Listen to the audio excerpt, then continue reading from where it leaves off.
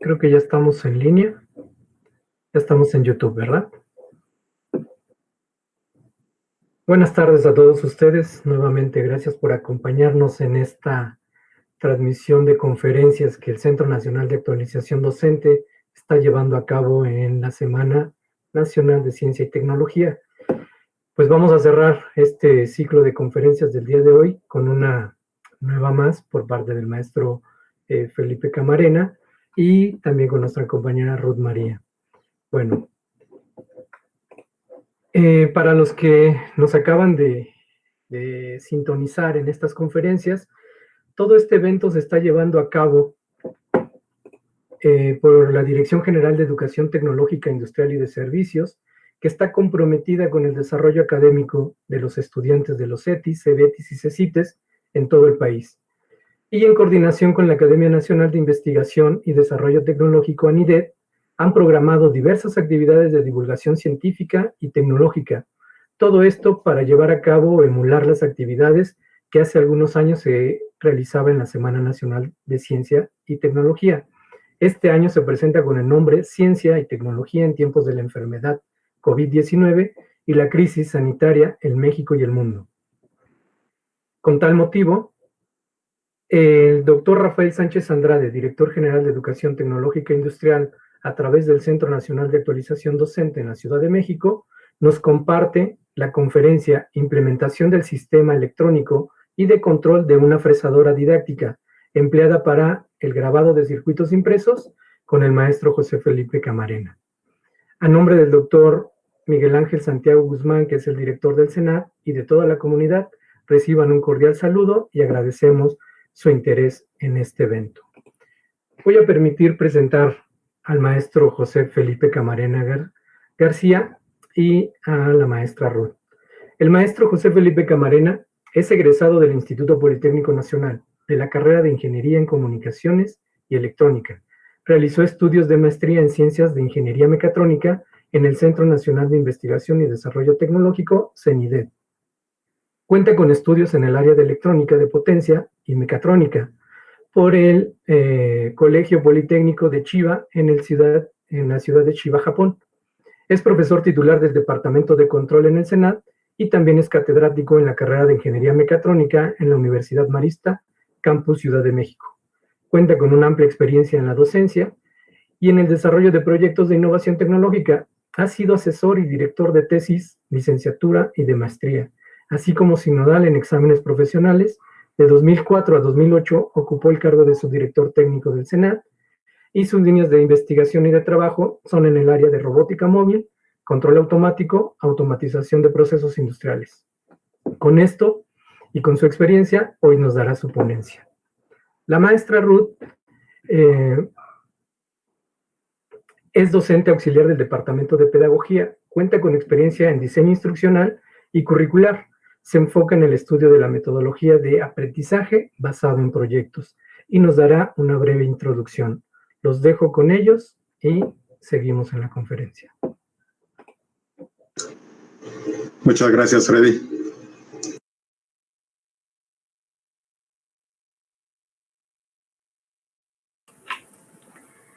Buenas tardes, estimado público, maestro y alumnos que nos acompañan en este canal de YouTube. Muchas gracias por su amable presencia. Reciban saludos cordiales donde quiera que se encuentren. Esta conferencia la ha preparado el maestro Felipe Camarena y en principio los pondrá en contexto con un panorama general de lo que es el CENAT, las actividades académicas que se realizan y algunos ejemplos de proyectos de innovación que se han desarrollado en los últimos años. Posteriormente, al entrar al tema en específico de su conferencia titulada Implementación del Sistema Electrónico y de Control en una mini fresadora CNC para el grabado de circuitos impresos, donde de manera sencilla les explicará la forma de implementar este tipo de proyectos aplicando conceptos sobre sistemas electrónicos y herramientas computacionales, englobadas en el concepto de las nuevas tecnologías. El maestro Camarena García promueve en todo momento durante el desarrollo de estos proyectos y en sus clases el concepto de aprendizaje basado en proyectos, pues la mejor manera de aprender a hacer algo es haciéndolo por uno mismo. realizando cosas, preguntándose el porqué de esas cosas, investigando, experimentando con nuevos materiales, software inteligente y componentes integrados, que despiertan la creatividad, fomentan la competitividad en los individuos y facilitan las cosas al momento de desarrollar alternativas de solución a problemas o necesidades reales. Aquí vale la pena mencionar que estos proyectos de innovación tecnológica, en su mayoría didácticos, se desarrollan entre profesores del SENAC y alumnos del programa de especialización en ingeniería de proyecto de innovación resuelva alguna necesidad real, ya sea del medio educativo donde laboran o de alguna necesidad social que han detectado en sus respectivas comunidades de donde vienen. El aprendizaje basado en proyectos es una metodología pedagógica que conlleva un proceso de investigación y creación, que culmina con la respuesta a una interrogante planteada a partir de una necesidad real. La necesidad de resolver un problema, así como la creación final o mejora de un producto. Asimismo, el ABP, o mejor conocido como aprendizaje basado en proyectos, permite diseñar temas y actividades de aprendizaje con mayor libertad, de forma que un producto final no es lo más importante, sino todo el proceso de aprendizaje, ya que lleva consigo la investigación, profundización y el desarrollo de las competencias conductuales. De hecho, es que los profesores aplican metodología de trabajo en toda la mayoría de sus cursos. Los profesores que vienen a estudiar la especialización en ingeniería mecatrónica adquieren esas competencias. Se les facilita el trabajo mediante sesiones prácticas para que adquieran habilidades y desarrollen destrezas en el diseño y construcción de proyectos para la enseñanza en sus respectivas líneas de trabajo o investigación. Mejoren su práctica docente y su desempeño en el aula y con su grupo en beneficio de jóvenes competitivos, con sentido humano, responsables de buena moral y comprometidos con el desarrollo integral de nuestro país. Todo lo anterior nos dirige y conlleva al concepto de la industria 4.0. Ya es un hecho. La cuarta revolución industrial ya empezó y es necesario que todos los profesores de educación tecnológica reciban capacitación sobre el uso, implementación y aplicación tanto de los conceptos como de las nuevas tecnologías de fabricación, de los sistemas cibernéticos, de la interconectividad masiva de sistemas y dispositivos digitales, del Internet de las cosas, de la inteligencia artificial, de la adquisición masiva de datos, el concepto de Big Data, de softwares inteligentes que ayuden tanto a los proveedores de servicios como a los clientes a predecir, controlar, planear y producir de forma inteligente cualquier producto o servicio. El maestro Felipe Camarena expondrá sus experiencias de manera particular relacionadas con el desarrollo de un prototipo bajo el enfoque ABP y con tendencia al concepto 4.0. Seguiremos la trayectoria de la minifresadora que hace un momento el ingeniero Aparicio nos hizo favor de decir. El ingeniero Felipe propondrá de una manera sencilla una metodología a seguir para incorporar el sistema electrónico y de control a un sistema mecánico, para dotarlo de movimientos precisos, finos y controlados. Para ello, explicará el hardware empleado y el software libre usado para la comunicación de la minifresadora, grabadora de circuitos impresos y el programa de control numérico, para que de manera coordinada entre el hardware y software desarrollen tareas de grabado de circuitos impresos. Sin más que agregar, le cedo la palabra al maestro Felipe Camarena. Muchas gracias, Ruth, por esa introducción tan bien elaborada, también estructurada, y nos permite reflexionar un poco, ¿no?, sobre el que viene ahora, ¿no?, qué va a pasar en un futuro cercano en cuanto a la innovación tecnológica, a la aplicación de la misma, ¿no? Entonces, si me lo permiten, vamos a comenzar con el tema de la conferencia. Ahora yo voy a presentarles mi pantalla.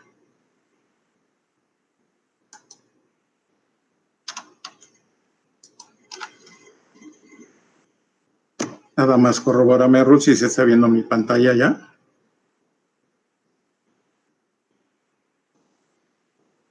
¿Sí es correcto? No, aún no. A ver, permítanme.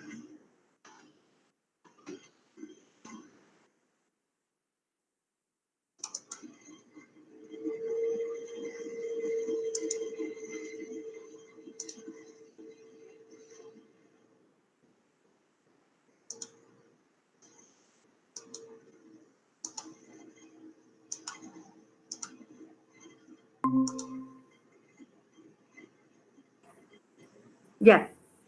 Ahora sí, ¿verdad? Se ve. ¿Esta la pueden ver? Sí, ¿verdad?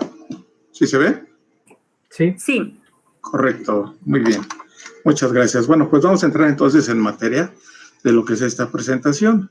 Les voy a platicar un poquito. La primera parte de la presentación, quiero hacer una semblanza muy breve sobre los antecedentes del SENAD, los programas educativos que se imparten en el SENAD, la infraestructura con la que cuenta el SENAD, la capacidad instalada, y posteriormente les platicaré un poco sobre los proyectos que desarrollamos en el SENAD como parte de los proyectos de innovación de los profesores en a estudiar el programa de especialidad en ingeniería mecatrónica y con los cuales obtienen el grado de especialistas ante un convenio de colaboración con el Instituto Tecnológico de Nuevo León. Entonces, vamos a empezar con esa primera parte. La tercera parte de la presentación, bueno, ya específicamente les platicaré sobre la implementación del hardware y del software que se hizo en la estructura mecánica que diseñó, ajustó, calibró, manufacturó el ingeniero Felipe Aparicio. Entonces, la primera parte, ¿qué es el Centro Nacional de Actualización Docente? Yo creo que en la mayoría de las conferencias que les han dado ahorita, en esta Semana Nacional de Ciencia y Tecnología, ya les platicaron un poco lo que es el SENAD. Pero bueno, afortunadamente yo estuve presente desde los inicios de esta institución, data de 1994, cuando llegaron la primera misión de los expertos japoneses, y la consigna era que nos tenían que dar transferencia tecnológica en el área de ingeniería mecatrónica. Y nosotros a su vez teníamos que formar cuadros docentes con los maestros de la DGETI, de Educación Media Superior, para que ellos a su vez permearan esos conocimientos a los jóvenes bachilleres, y de esta manera se invadiera rápidamente todo el país con este nuevo concepto de la ingeniería mecatrónica. Entonces, unos aspectos claves es que esta institución educativa que pertenece a la DGETI fue creada mediante la cooperación técnica entre México y Japón. Esta cooperación técnica en Japón data de 1985, mas sin embargo se vio cristalizada hasta 1995, cuando empezamos a operar estos cursos de capacitación. La misión del SENAD es capacitar a los profesores de educación media superior en el área de ingeniería mecatrónica y afines. Como muchos de los colegas ya lo saben, la mecatrónica pues está dividida en diferentes partes. O subsistemas, ¿no? Que básicamente pues, es la electrónica, la mecánica de precisión, los sistemas de control, el software inteligente, básicamente, aunque de cada una de esas partes que les acabo de comentar, todavía podemos sacar subespecialidades. ¿En qué radica eso? Bueno, pues ya en la capacitación, en la formación, en el interés que tenga el individuo por desarrollar algo más específico. Actualmente tenemos programas educativos, es una maestrónica, la especialización en mecatrónica, se está teniendo ahorita un diplomado sobre el STEM, Science, Technology, Engineering, Art and Math, que es algo parecido a lo del concepto de Industria 4.0, que más adelante lo vamos a platicar. También es importante, tenemos, o se hizo un convenio de colaboración con JICA también para poner en operación una especialidad relacionada con la transformación de plástico, transformación y procesos de los plásticos, en los cuales, bueno, nos dieron transferencia tecnológica sobre los principales procesos que se le hace al plástico, como son la extrusión, la inyección, su orientado, etcétera. Yo creo que algún compañero de mis compañeros del Senado les va a hablar algo al respecto de esta parte de la transformación de los plásticos. También tenemos cursos cortos y los invitamos que en los recesos intersemestrales siempre tenemos un calendario, un programa de cursos cortos donde pueden venir. Son cursos de corta duración de 40 horas y bueno, anteriormente eran presenciales. Hoy en este momento ya estamos trabajando lo estamos diseñando para que sean cursos en línea. Entonces, en breve, ya a partir de enero, ya tendremos estos cursos cortos, ya de manera a distancia. También es conveniente comentarles para los jóvenes de los CETIS y BETIS que nos puedan estar viendo ahorita, que los podemos apoyar con su servicio social, en el cual nosotros los involucramos con algún proyecto de desarrollo que tengamos en mente, cada uno de los docentes del Senado, y nos pueden ayudar, y de esa manera empieza a involucrarse con el desarrollo de proyectos, entre otras cosas, ¿no? Rápidamente les cuento de la infraestructura y capacidad instalada del Senado. El Senado está dividido en el área de control, el área de mecánica y el área de pedagogía, y no menos importante, el edificio administrativo, ¿verdad? Entonces, tenemos, imagínense, en el área de mecánica tenemos centros de maquinados con un carrusel de 25 herramientas que nos permite hacer maquinados de muy alta precisión, tornos de control numérico, esos son tornos. Tenemos brazos de robot de 5 y 6 grados de libertad para hacer prácticas de programación de celdas robotizadas. Tenemos otro centro de maquinado, tenemos máquinas convencionales, estas son fresadoras, tenemos fresadoras, tornos. Eso es de los laboratorios pesados. En la parte de electrónica, bueno, nada más puse aquí un PLC, un controlador lógico programable, pero tenemos una gran variedad de este tipo de dispositivos. El compañero Martín Fitz hace un momento pues habló un poco, ¿no?, sobre la automatización y el uso de este tipo de controladores como cerebro de estos autómatas programables. Entonces es por comentarles algo, ¿no? Por eso es de que los profesores que vienen a hacer su especialidad aquí al Senado, bueno, pues ellos se encuentran completamente felices de poder interactuar con toda esta maquinaria y poder desarrollar todos sus proyectos o partes o piezas que, estando en su plantel de forma normal, pues no le tendrían tiempo, ¿no?, para desarrollar este tipo de investigaciones. Entonces, bueno, tenemos esa infraestructura. Esperamos que en breve, ya en cuanto termine esta emergencia sanitaria, bueno, pues regresemos a nuestros talleres y laboratorios del Senado, que tanto los extrañamos. Muy bien, ahora, eso fue en términos generales, ¿no?, lo que es el Senado. Por ahí ya la conferencia recuerdo, me parece que el profeta Foya, el mismo maestro Freddy les comentó que el Senado, bueno, está ubicado hacia la parte oriente de la Ciudad de México. Es una zona tranquila, muy buena, no está muy habitada, se tienen grandes espacios, grandes áreas verdes, entonces es un espacio muy propicio para el estudio, para la creatividad, para la tranquilidad. Entonces, ahora les voy a platicar un poco sobre antecedentes del Senado, pero relacionados con los proyectos para la enseñanza que se han diseñado y construido en el Senado. Entonces, miren, me gusta ponerles este proyecto. Esta es una celda didáctica para automatización industrial. Y en el año de 1999, en el año 2000, se construyeron 20 celdas de este tipo, y las cuales fueron donadas a diferentes planteles de CETIS y CEBETIS, que en ese momento operaban el bachillerato tecnológico en mecatrónica.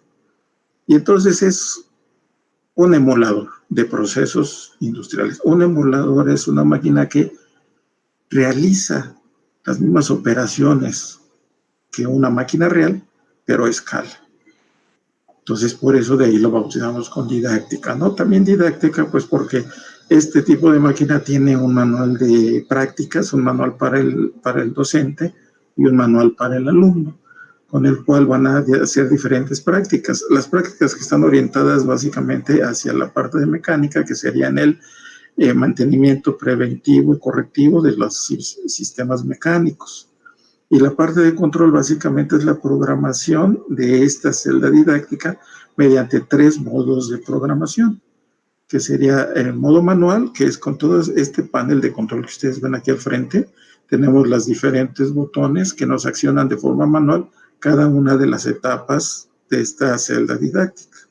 Y de forma automática la podemos controlar a través de una computadora y un software de programación como LabVIEW, como MATLAB, como el lenguaje C, y una interfaz para comunicarme con la celda.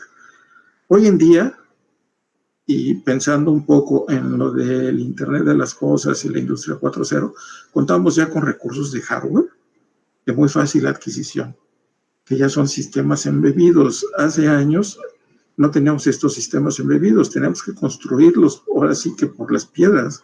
Teníamos que comprar el microcontrolador, después teníamos que comprar una unidad periférica programable, teníamos que comprar muchos circuitos integrados y nos quedaba una tarjeta pues muy grande, ¿no? Y algunas veces ni nos funcionaba. Pero bueno, hoy en día ya existen estos sistemas embebidos de microcontrolador que ya son muy confiables y sobre todo son estándar. Se les llama de open source porque se pueden conectar con diferentes sistemas y son compatibles. Y la ventaja es que es baratísimo. Hoy en día un sistema Arduino pues nos cuesta 120 pesos. O sea, no se compara, ¿no? Cuando hace años nosotros construíamos a nivel electrónico un sistema de microcontrolador o microprocesador, y además de que era muy engorroso y era mucha circuitería, pues nos gastábamos 1,000 o 2,000 pesos en armarlo. Hoy en día contamos con esta gran herramienta que se llama Arduino. Y lo importante es saber cómo funciona. No me interesa saber la arquitectura, no me interesa saber qué tiene adentro, a no ser que yo tenga vocación científica y necesite yo investigar cómo funciona este sistema embebido para innovarlo, mejorarlo. Pero en este momento no es necesario. En este momento lo que vamos a hacer es implementarlo, es usarlo. Y está hecho. Entonces vamos a usarlo para innovar con algún sistema. Entonces esta máquina en el año 2000 pues contaba con una tarjeta de comunicación con la computadora bastante engorrosa, robusta y muy poco confiable. Hoy en día con este Arduino pues todos esos problemas se eliminaron. Funciona mucho mejor. Y qué decir que con un PLC, tenemos un PLC de diferentes maneras. De hecho, con un Arduino yo puedo hacer un PLC. Nada más le agrego aquí un shield con la pantalla de LCD, el display LCD, y le configuro puertos de entrada-salida y yo puedo hacer un PLC con un Arduino. Entonces, es muy ventajoso este dispositivo. Entonces, ¿qué hace esta celda didáctica? Bueno, pues emula los procesos de transporte de materiales a la transportadora. Esta es la banda transportadora. De esta manera, entonces, fíjense, los mecánicos podrían hacer prácticas del área de mecánica usando modelos cinemáticos, es decir, conociendo las revoluciones por minuto que da aquí el motor. Quiero ver cuánto se desplaza linealmente la banda transportadora, ¿no? Entonces, de ahí puedo tener yo una práctica relacionada con los mecanismos y evidentemente tengo que involucrar las matemáticas. Ahí está el STEM, está insertado la filosofía de STEM. Tengo una estación a través de estos 2 sensores. Esa estación me detecta las piezas por el tipo de piezas, por el color y por el tipo de material. Entonces, aunque ahorita estos sensores pues están localmente instalados en esta máquina, pero si nos ponemos a pensar un poquito en la filosofía de la industria 4.0, donde la tendencia es lograr que todo este tipo de sensores sean inteligentes y además interconectarlos mediante una red de datos, como la que maneja Siemens. Es un sistema operativo que se llama MindSphere y utiliza el concepto de Big Data. Big Data es la adquisición de datos masivos en tiempo real de todos los sistemas, sensores, actuadores, motores, todo lo que está instalado en la industria. Y hoy en día en la casa también, pero empiezan por la industria, puesto que estamos hablando de la revolución industrial. Entonces, ¿y para qué me va a servir eso? Bueno, pues es una gran base de datos para conocer los hábitos, el funcionamiento, las aplicaciones en lo que yo uso estos tipos de sensores. Y entonces de ahí se deriva mucha información, se derivan observatorios tecnológicos donde yo puedo estar compartiendo esta información de estos sensores inteligentes. Tiene una etapa de proceso que es el estampado de piezas en la parte posterior. Funciona a través de un sistema neumático. Y emula el que pone un grabado en una pieza. Y tiene dos almacenes en la parte posterior, uno aquí y uno acá atrás, para las piezas terminadas. Y las piezas son manipuladas de la banda transportadora a la estación de estampado y al almacén mediante un brazo de robot de coordenadas cilíndricas, y es neumático. Entonces, fíjense, este proyecto, así como se lo estoy platicando, pues en su momento sirvió para empezar a enseñar sistemas mecatrónicos, programación de sistemas mecatrónicos, mantenimiento, ensamble, ajustes. Le estoy hablando de 1999. Un poco más para acá, entonces decidimos en el 2004, 2005, nos acercamos al Instituto Nacional de Rehabilitación y ellos nos propusieron que les ayudáramos en hacer diferentes dispositivos electromecánicos, mecánicos, mecatrónicos, que les ayudaran a ellos para dar rehabilitación o terapia en las diferentes extremidades del cuerpo humano. Entonces se desarrolló este prototipo, que es un emulador de movimiento pasivo continuo para rehabilitación de rodilla, en la rodilla. Entonces, este dispositivo emula los movimientos de flexión y extensión del miembro inferior del paciente, es decir, lo estira y lo acorta, ¿no? Lo encoge la pierna. ¿Por qué en la rodilla? Bueno, se dice que las lesiones en la rodilla pueden ser por traumatismo, sobre un accidente, o bien puede ser por una enfermedad degenerativa. Con el paso de los años, los ligamentos empiezan a desgastar y entonces es necesario, te diagnostican que tienes gonartrosis y entonces se hace necesario que te hagan una prótesis, te pongan una prótesis. Inmediatamente después de eso necesitas tú empezar a tener terapia para que evites que se atrofien tus músculos, los ligamentos cruzados que están aquí en la pierna, en la antepierna y en la rodilla. Y para eso sirve este dispositivo. Entonces se desarrolló este proyecto de sentido social, y para poderlo controlar pues usábamos una consola de programación. Tenía una programación flexible mediante vía Wi-Fi o Bluetooth para generar diferentes rutinas de rehabilitación al paciente, a los avances del paciente, ¿no? El tipo de rutina que necesitaba. Entonces, fíjense, este tipo de información, este tipo de datos, pues viene a ser parte del concepto del Internet de las cosas, en donde yo este dispositivo de uso personal, yo lo puedo conectar vía Wi-Fi y a través del Big Data yo puedo empezar a generar información, a recopilar información y ya determinar qué tipo de rutinas se están haciendo para diferentes tipos de lesión de las rodillas. Y entonces yo voy haciendo ahí mi observatorio tecnológico, voy recopilando información que va a estar al alcance de todos y para consultarlo de una manera muy fácil, ¿no? Si yo quiero innovar ahora este dispositivo, bueno, ya no parto de cero, parto del avance que ya se tiene y entonces ya lo puedo mejorar. Entonces, para gobernar los movimientos de este emulador de movimiento pasivo continuo para la rodilla, pues se utiliza esta consola de programación y adentro tengo un microcontrolador. Nuevamente está el Arduino. En el CENAL ya hemos experimentado con diferentes microcontroladores, hay con PIC, hay Arduino, hay con Raspberry, hay con sistemas de adquisición de datos de DSpace, pero todo eso tiene ventajas y desventajas. Pero para este tipo de proyectos que tenemos involucrados en el Internet de las Cosas, es suficiente un microcontrolador del tipo del Arduino, que es muy barato, de fácil adquisición. 120 pesos y lo pueden comprar. O sea, es muy barato. Y entonces se quedó con el Instituto Nacional de Rehabilitación de que si podíamos hacer varios aparatos de estos, entonces ellos podrían dar terapia simultánea a 4, 5, 6 pacientes.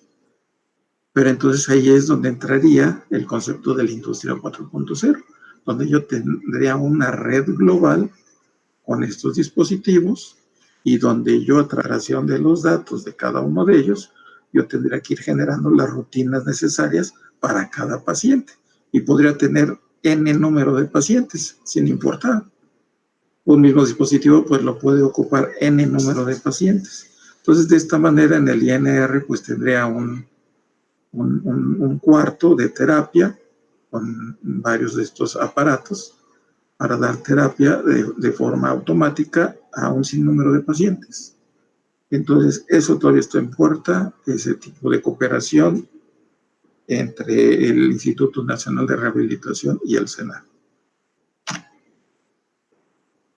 Otro proyecto, les quise mostrar este proyecto para que vean que, bueno, este proyecto ya no es tan fácil, se utiliza nuevas tecnologías, pero más que nuevas tecnologías, utiliza una fuerte vocación científica, un análisis formal de este sistema. Esto yo lo construí en el 2004, es un prototipo experimental de un vehículo guiado automáticamente. Por ejemplo, aplicaciones de esta plataforma móvil, dice, es una plataforma móvil para personas con capacidades diferentes. Puede ser personas cuadraplégicos, puede ser personas síndrome de huesos de cristal, puede ser personas que padecen la enfermedad de la osteogénesis imperfecta y van perdiendo movilidad. ¿Y por qué no? También para la automatización industrial. Hoy en día vemos grandes almacenes como los de Amazon, que las partes o los componentes son almacenados de un almacén en otro a través de robots móviles guiados automáticamente. En la industria automotriz también los vemos, este tipo de robots móviles, los ocupan para el ensamble del tren motriz del vehículo. Junto con dos operadores, pues montan fácilmente el tren motriz en la carrocería del vehículo. Las ventajas que tiene este dispositivo es que tiene una navegación autónoma dentro de un espacio de trabajo delimitado por coordenadas. Ese espacio de trabajo puede ser la casa, puede ser un hospital, puede ser la oficina, puede ser tu escuela, puede ser tu empresa, puede ser una nave industrial, en donde yo tengo parametrizados cada una de estas dimensiones de estas instituciones. Nuevamente estoy usando aquí la parte del Internet de las Cosas, el Big Data y la Industria 4.0. La interconectividad de todos los dispositivos, la digitalización de los dispositivos. Y tiene programación flexible vía Wi-Fi para rutas a seguir, como es el caso ya de esta aplicación que ya comercializó General Motors y una marca que se llama Segway. Hace rato lo mencionó el ingeniero Tafoya cuando les platicó un poco sobre los con First Robotics. Y el creador de esa filosofía de First Robotics, el señor Dean Kamen. Bueno, pues Dean Kamen fundó esta empresa de Segway. Y el Segway, bueno, pues es un vehículo, es un patín como el que utilizan los policías en las plazas comerciales, donde nada más lleva un manubrio y lleva 2 llantas. Y entonces tú tienes que pararte en esa patineta y te desplazas de un lugar a otro de una manera muy fácil, pero sobre todo resolviendo problemas de movilidad. ¿A qué se refiere problemas de movilidad? Un vehículo convencional para girar 180 grados necesita un espacio grande de operación para poder girar. Sin embargo, estos vehículos, como esta moto que tengo acá, no necesitan un espacio grande para poder girar 180 grados. Por la forma en cómo está su estructura de las ruedas, no necesita mucho espacio para girar. Entonces, nuevamente, este ya es un producto terminado, concepto de la industria 4.0 y está solucionando el problema de movilidad.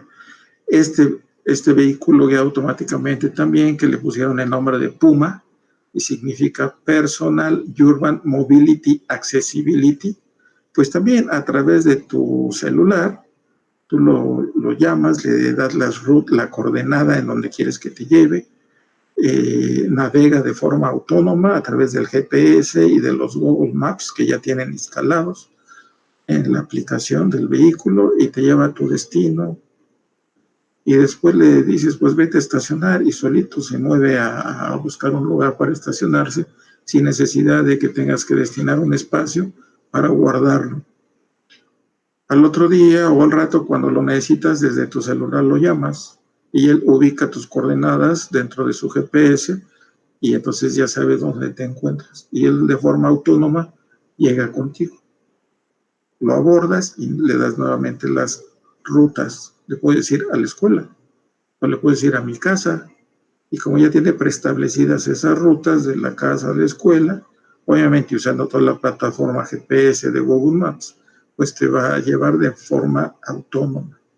Para hacer todo lo que les digo, pues sí necesitamos un fuerte sustento teórico, principalmente matemático, físico y de teoría del control automático.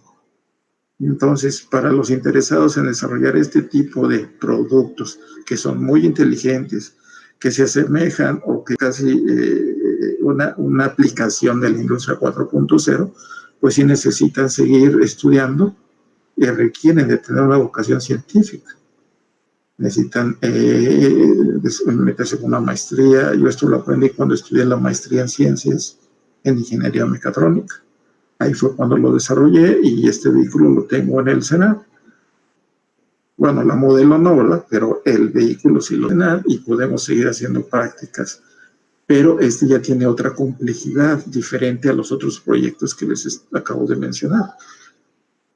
Este tipo de proyectos sí ya es más formal, necesita un análisis más formal. ¿Correcto? Bien, hasta ahí entonces fue un contexto, ¿no? de lo que es el Senado y de los proyectos, los trabajos que hacemos en el Senado. Y ahora me voy a enfocar en platicarles cómo le implementé la electrónica, o mejor dicho, cómo le di vida a su sistema mecánico del profesor Felipe Aparicio. Fue un proyecto de mutua colaboración que dijo: yo me encargo de habilitar lo mecánico y por favor tú encárgate de implementarle la parte de electrónica y de control. Y le dije, ¿cómo no? Con mucho gusto. Además de que en ese momento, como impartimos en el programa de especialidad en ingeniería mecatrónica, impartimos unas asignaturas como electrónica, como robótica, como diseño de circuitos impresos. Y entonces, como lo dijo el profesor Aparicio, pues usábamos otras técnicas que ya son obsoletas para hacer los circuitos. Usamos métodos, ahorita se los voy a platicar también, que no son los más correctos. Estamos dañando al mundo de alguna forma irreparable. Entonces, es una infamia seguirlo haciendo así. Entonces, hay que pensar en eso, ¿no? En la ecología. No necesitamos seguir dañando a la ecología. Entonces, pues le dije, vamos a hacer esa fresadora, grabadora para circuitos impresos, que funcione basado en control numérico computarizado. ¿Por qué en control numérico computarizado? Porque es la manera en cómo yo puedo obtener mecánica de precisión. Y los circuitos impresos, como los que ven aquí ustedes, pues el ancho de estas pistas apenas es de unas cuantas milésimas de milímetro.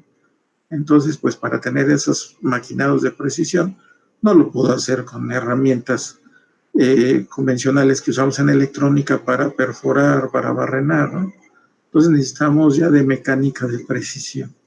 Y fue pensando en ello que decidimos implementar la fresadora grabadora de circuitos. Entonces, pues surgieron estas interrogantes, ¿no? Pensando en el aprendizaje basado en proyectos.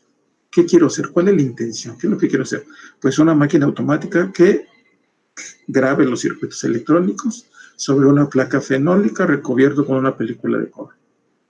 Pero pues ya lo hay. Entonces, ¿Sí existe eso? Sí, el problema es de que yo la puedo pedir en Mercado Libre o en Amazon hay muchas tiendas virtuales hoy en día, pero la más barata me vale 4 o 5 mil pesos y la más cara me vale 100 mil pesos. Entonces creo que por ahí no va. Esa no es la intención del proyecto. Entonces hay que hacerlo de otra manera, ¿no? Entonces surge otra pregunta. ¿Por qué quiero desarrollar esto? Sí, lo voy a justificar. Digo, porque es una necesidad que tengo para dar mis clases, para que en la materia de electrónica, de robótica, mis alumnos puedan desarrollar sus interfaces electrónicas, sus circuitos acondicionadores de señal para sensores, sus controladores de potencia para motores, y todo eso son circuitos electrónicos. Entonces, para que sean de calidad, que sean profesionales y que sean funcionales, pues tengo que hacer algo de calidad. Entonces, por eso surge esa necesidad, ¿no? Y con ella planteamos un problema, una necesidad educativa, puede ser algo social también, ambiental, obviamente, puede ser que alguien de ustedes esté pensando en generar una pyme y ponerse a construir máquinas de este tipo y venderlas para las instituciones educativas, son ejemplos, ¿no? O puede ser a nivel industrial, ¿no? Ya inclusive trabajando en la industria, pues siempre se generan prototipos. Si yo estoy diseñando un circuito, por ejemplo, una alarma, ¿no? Para una casa y necesito ciertas tarjetas electrónicas, pues siempre hago un prototipo, ¿no? Un proyecto de prueba. Entonces, también estas máquinas se conocen como Rapid Prototyping.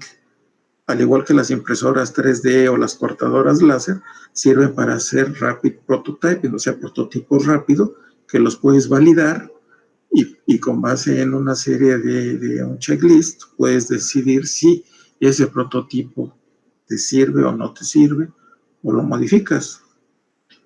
¿Para qué quiero hacer esto? Pues para aprender haciendo lo que yo siempre he dicho y lo que los japoneses me dijeron, y así aprendí yo cuando fui a Japón. Dijeron, la mejor manera de aprender las cosas es que las hagas. Vas a tener errores, vas a tener fracasos, vas a caer, pero el éxito es ese, que cada vez que te caigas y fracases, pues te pongas de pie, investigues, analices y lo vuelvas a hacer hasta que te quede. Ese es el éxito. Entonces me puede servir para ayudar al medio ambiente, para estar a la vanguardia, para ser más competitivos, ¿no?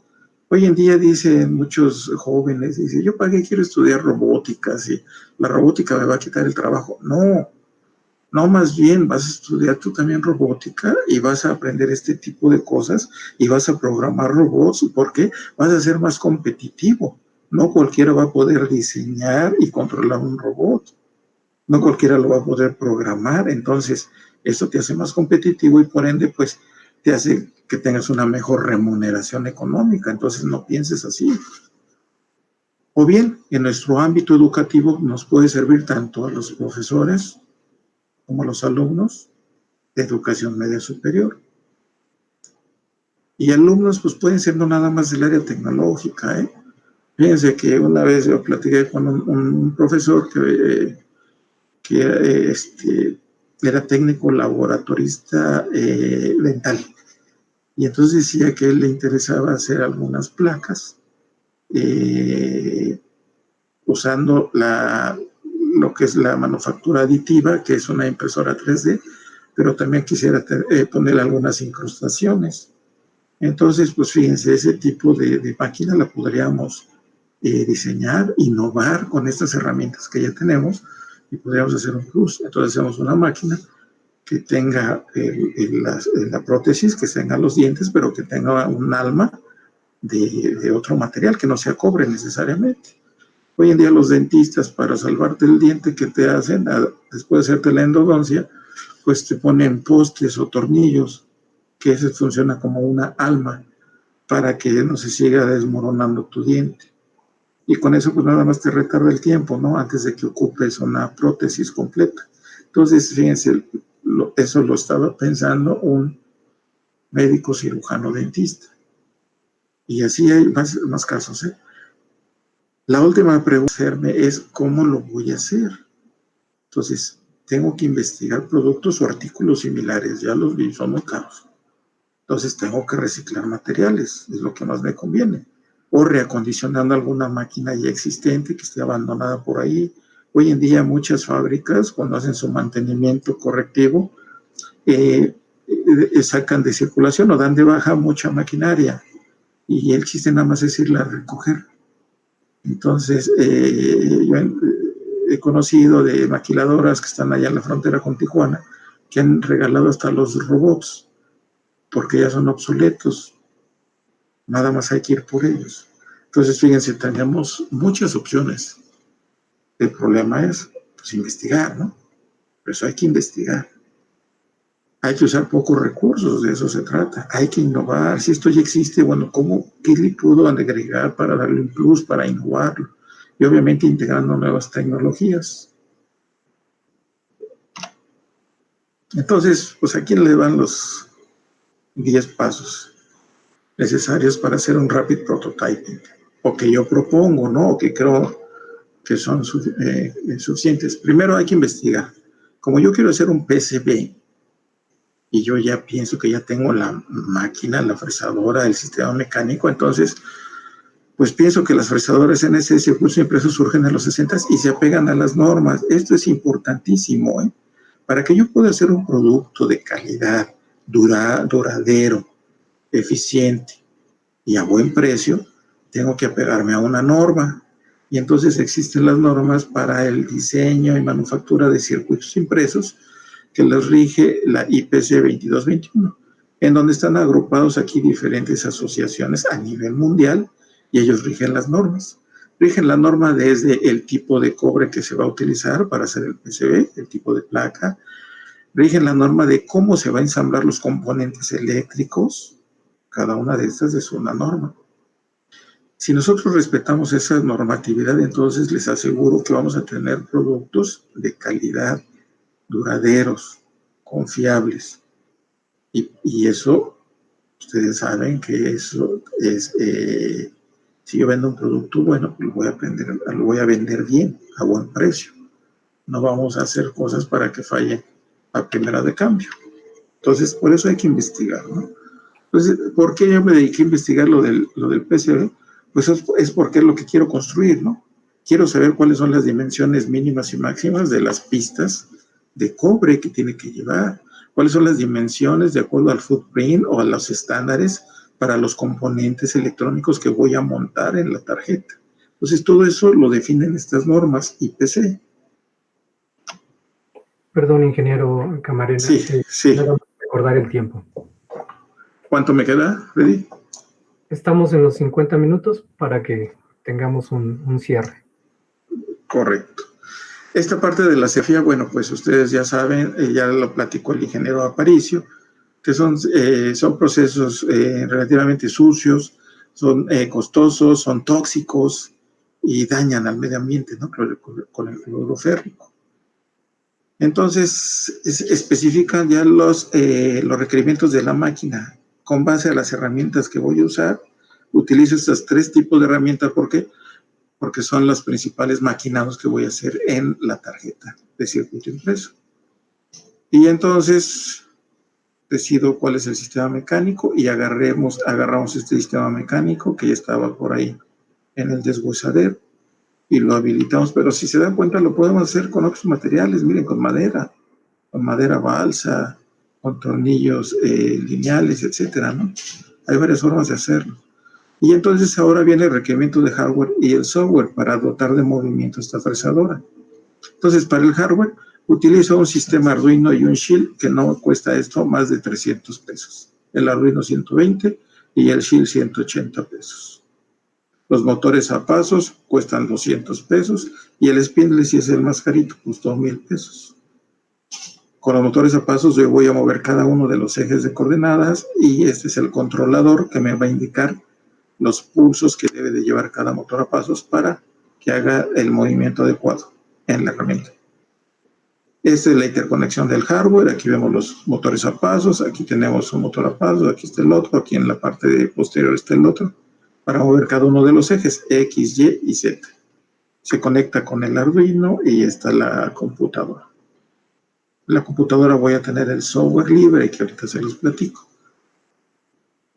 Entonces, finalmente así queda. Miren la electrónica cómo queda. Pues de calidad, bien montada, a prueba de fallas, de vibraciones. Aquí está el controlador. Y así quedó finalmente esta fresadora que se veía muy dañada, muy descuidada. Pues la pudimos habilitar y quedó de esta manera. En cuanto al software, bueno, pues partimos de un software para CAD/CAM electrónico. Con el CAD hacemos el esquemático del circuito y con el CAM generamos nosotros el PCB. Para ello hay diferentes tipos de software libres. Después, ya una vez que tenemos el CAM nos genera un archivo en formato Gerber. Ese formato Gerber está asociado a puras coordenadas en el plano XY. Y entonces, mediante un software que se llama CooperCAM, yo convierto ese formato Gerber en código de control numérico. Aquí ya tengo mis códigos G. Lo que sigue es usar un intérprete entre el código de control numérico, aquí tengo ya el código numérico G, con las coordenadas que deben ser, y con el Arduino, para que funcione de esta manera, al Arduino, yo debo de cambiarle un software, un software que se llama GBRL, y que ese también es libre ese software, GBRL Arduino. Este lo diseñó ese firmware de uso libre y lo diseñó el noruego Siemens Bale Scottstrom. Y de esta manera nos permite usar ese software para poder comunicarnos con los puertos del Arduino y controlar motores a pasos o motores de corriente directa. Regresando a esta parte, entonces, con el Universal G-Code Sender, yo voy a enviar el código de control numérico a mi sistema Arduino para que ya funcione. Y nada más algo que aclarar, en el Universal G-Code Sender yo tengo que sintonizar mi máquina. Como yo la ensamblé y no supe qué tipo de tornillos usé, con las guías lineales, el desplazamiento en X y Y, entonces yo aquí le voy tuneando. Digo, por ejemplo, los parámetros en X son pasos por milímetros. Ahorita yo lo tenía 53 pasos o pulsos, va a recibir el motor en el eje X y se va a mover 1 milímetro. Si no fuera el caso, pues entonces yo le cambio aquí a 100, a 200, a 20, ¿no? De acuerdo al motor. Si usamos un motor NEMA 17, entonces el desplazamiento angular es de 0.9 grados por pulso. Y así es como la voy a sintonizar. Esto es sencillo y es a prueba y error. Tiene una interfaz para controlarlo manualmente. Puedo mover cada uno de los ejes, X más, X menos, Y más, Y menos, Z más, Z menos, y la voy a ir tuneando aquí, de acuerdo a prueba y error. Y entonces, bueno, ya está aquí todo el sistema listo para interactuar. Y aquí está el fresado. Lo que está fresando ahí es esta placa.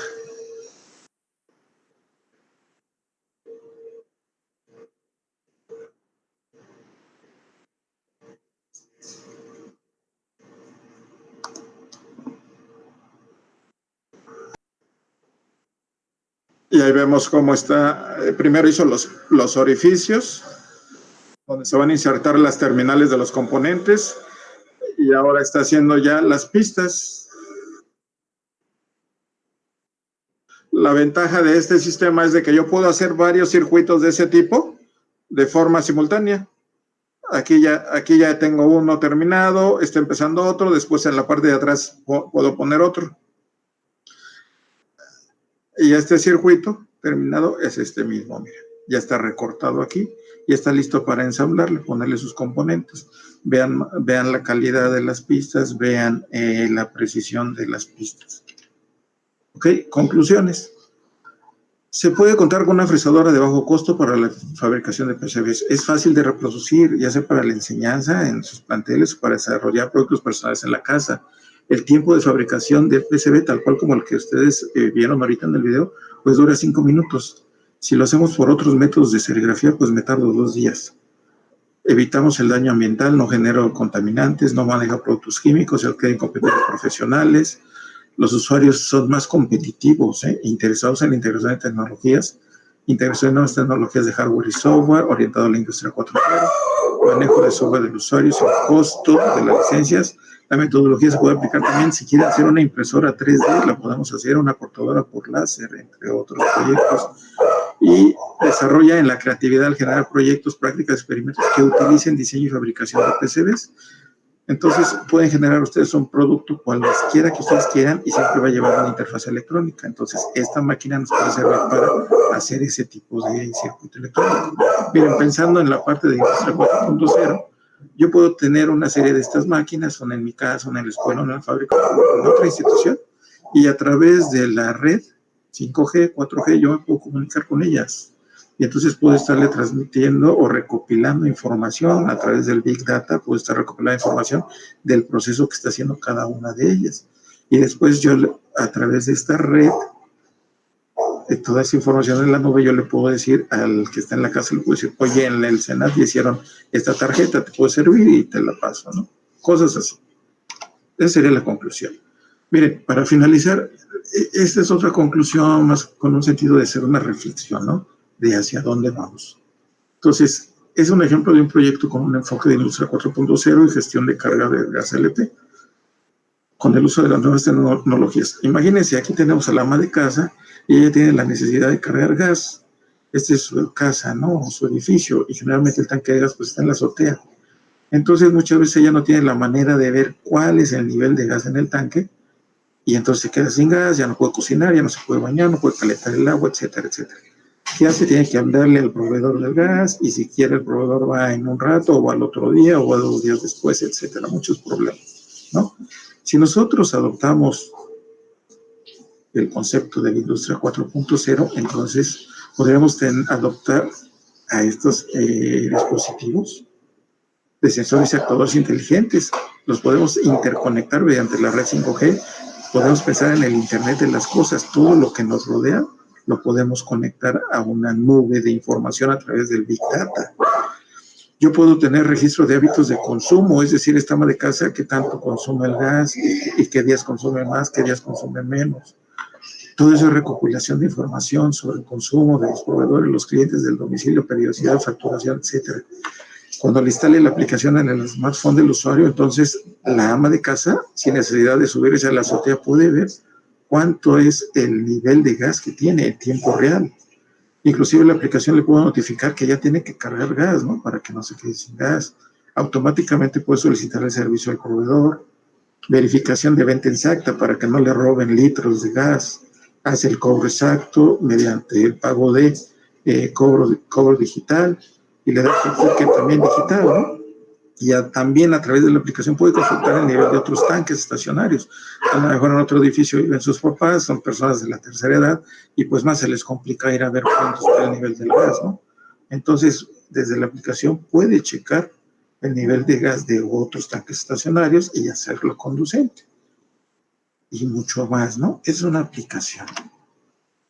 Para recordar hacia dónde vamos, pues ya sabemos que estamos en la cuarta revolución industrial, y entonces hay que hacer referencia a la cuarta revolución industrial. Hay que incorporar incorporación masiva de la tecnología de la información a todos los procesos de la industria manufacturera, todo.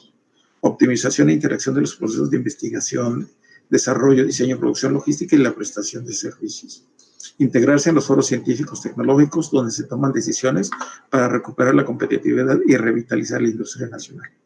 Productos. Un producto conectado puede ofrecer más funcionalidades al cliente y puede proporcionar información valiosa de uso real al fabricante, información que se puede realimentar de los procesos de desarrollo de nuevos productos, de modo que se adapten cada vez más a las necesidades reales.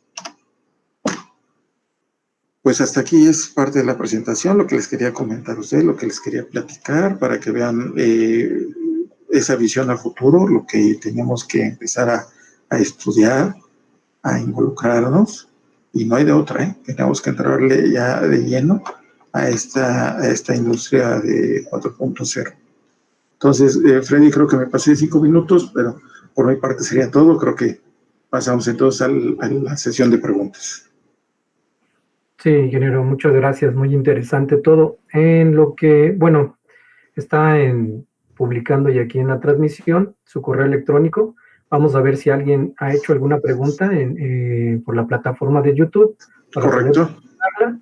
Y también a través del correo, por el tiempo, yo creo que le harán llegar algunas cuestiones y que con todo gusto, supongo yo, les contestará. Déjeme checar en la plataforma de YouTube si hay alguna. Alguien Sí. preguntaba si de esta forma ya queda obsoleto el uso del ácido. No es que quede obsoleto, yo no lo recomiendo por obvias razones, ¿no? De que es contaminante, a pesar de que hay ciertos agentes que neutralizan el ácido, pero finalmente todo lo desechamos al drenaje de aguas negras. Y entonces cuando esas aguas llegan a las plantas de tratamiento de agua, entonces es más costoso hacer el tratamiento.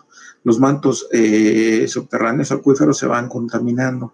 Y entonces en las regiones donde llega a haber pozos, puede salir el agua contaminada. Entonces, definitivamente ya no se utiliza el cloruro férrico para el grabado de los circuitos impresos.